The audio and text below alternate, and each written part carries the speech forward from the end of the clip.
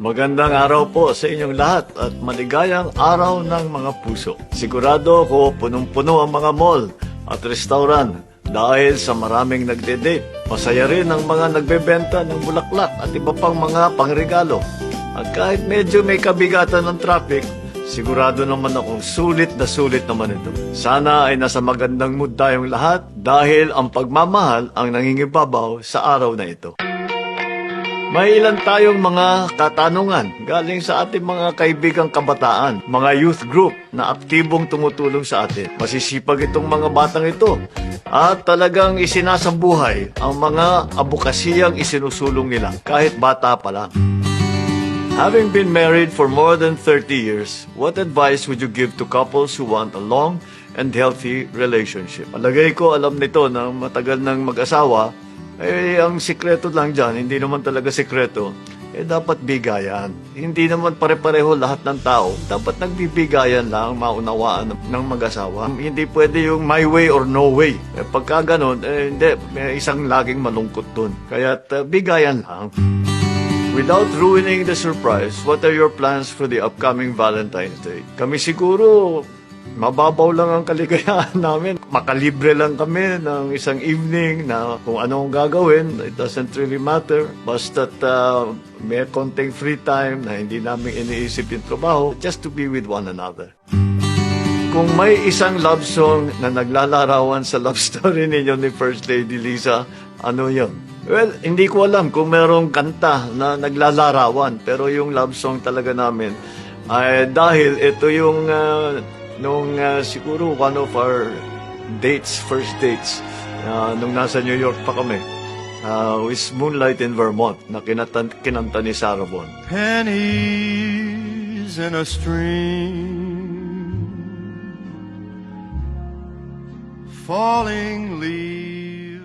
Sa kabila ng inyong busy schedule, paano niyo binabalanse ang trabaho at oras para sa pamilya at sa isa't isa? Isa na ito sa pinakamahirap na gawin dahil halos lahat ng pamilya ko, we are all very, very busy. I'm very busy. The First Lady is very busy. Yung mga anak ko are also very busy. Kung minsan mahirap makabuo ng kahit ng sandali. Kahit linggo may ginagawa. Isang araw lang o mag-dinner man lang. Basta't meron kaming opportunity na magsama, we take it. Hindi namin maplano talaga kung minsan. Kung minsan biglaan na lang, uy, it turns out, libre tayo lahat. O sige, magkita tayo, we'll do something together. Yun lang. One of the best ways that pagka, halimbawa, may long weekend, we just go somewhere. Punta kami sa Ilocos, punta kami sa isang lugar. Pero kami lang. Basta't magkasama kaming 5. Kahit sino pa, may girlfriend, walang kami lang. It doesn't matter. Basta't we find time to be with each other. It's not so easy, but we do our best. If you were to cook for Ethel this Valentine's Day, what dish would you prepare? I wouldn't cook. It would be oysters and champagne. Because nung we started going out, ito na kami laging ginagawa. Dahil siyempre pareho kami, mahilig kami sa talaba. At kasama ng talaba para medyo konting romantic, ang champagne. Nung medyo mahirap ang buhay, basta makakain lang kami ng konting oysters at saka makainom kami ng konting champagne, medyo okay pa kami. There's a trend today using the I know this song. There's a trend today using the Taylor Swift song Ruin the Friendship, where young people share how they risk the friendship by confessing their feelings. Did you ever have a ruin the friendship moment with each other? Would you advise the youth to do the same? I don't think that ruin the friendship. I understand what Taylor Swift is trying to say, that you move away from the friend zone and you become boyfriend, girlfriend, jowa, whatever you want to call it. But for me, the basis of any good relationship is true friendship. The best relationships I've seen have all been started by being friends. Yung sinasabi nga, nade-develop yan. Pero kung hindi kayo magkaibigan, you don't have fun with each other. You don't enjoy each other's company. And you don't amuse each other. You don't, yung kagaya, yung linya sa sine, you complete me.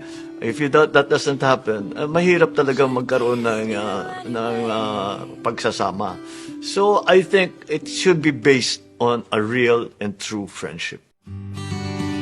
Ano po para sa inyo ang ideal daughter-in-law? Bakit may nag-a-apply? Para sa akin, simpleng-simple lang. Yung isang nagmamahal ng tunay sa aking anak. Basta't mahal na mahal yung anak ko, dahil iniisip lagi ang kanyang kalagayan at lagi siyang nakabantay para sa ikabubuti ng anak ko. That's daughter-in-law for me is a good one. Do you still believe in the concept of ligaw? Yes, kasi nung single pa ako, nanliligaw talaga kami. Yun ang ano sa amin. But siyempre, iba-ibang klaseng ligaw. Ganun pa rin yung mga traditional dati. Yung pinupuntahan mo sa bahay, magkikwentuhan, tapos magdadala ng regalo. Once in a while, magde-date, manood ng sine, mag-dinner, whatever. So yung concept na yun, talagang buhay na buhay yung sa experience ng generation ko. Pero yung mga anak ko, tinatanong ko, nagde-date po ba kayo? Parang hindi na eh. Ay, iba na yung concept na pagpapakilala sa isa, sa paano pang magiging malapit. Dati, wala pa kami yung mga dating app na ginagamit ngayon. But now it's different. Now it's commonplace. And I suppose the whole concept of ligaw, I'm sure imposibleng hindi nawawala yung nanliligaw. Yung gusto mong maging malapit sa isang tao dahil gusto mo siya. But the way that it's done, mukhang nagbago na. How do you show that you care for each other without even saying it? I suppose the most obvious way, or the least, well, how do you say, the most subtle way, is that if the other always feels na lagi mo silang iniisip, that you're always thinking about them, that you're worried about that they're okay, make sure that they're all right, and you do all these little things just to make their lives a little easier. That I think is the best way that you can show your love. Do you have any advice for the youth this Valentine's Day? Well, enjoy yourselves.